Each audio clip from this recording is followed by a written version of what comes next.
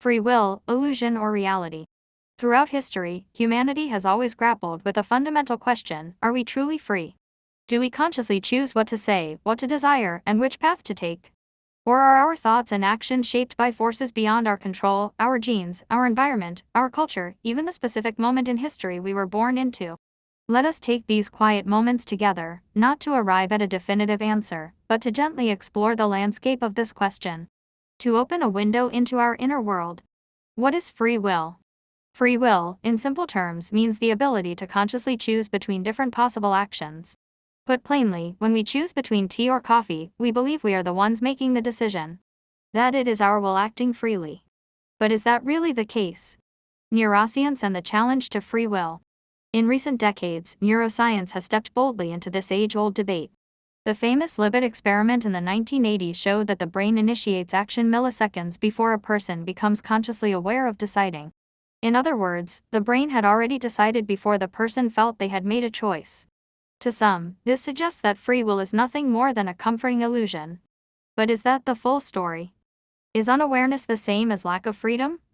The idea that our brain makes decisions before we're consciously aware doesn't necessarily mean we lack freedom. Perhaps it simply shows how complex the mind truly is. After all, our brain is not separate from us, it is us.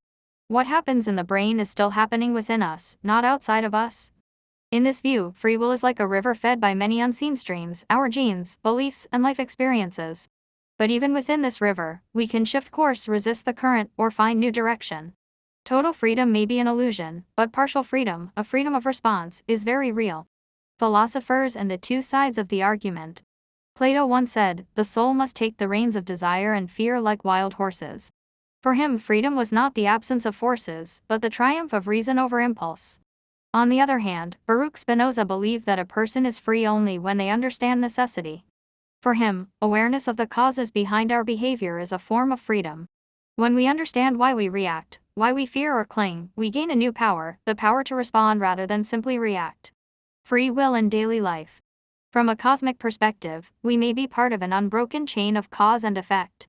But in the intimacy of daily life, in love, in forgiveness, in choosing kindness, we experience something more.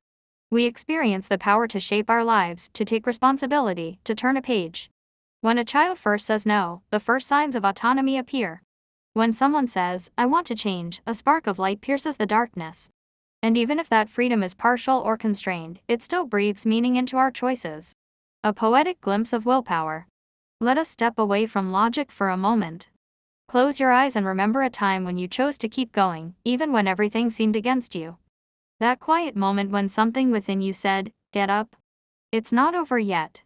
Where did that voice come from? Can it be explained by a formula?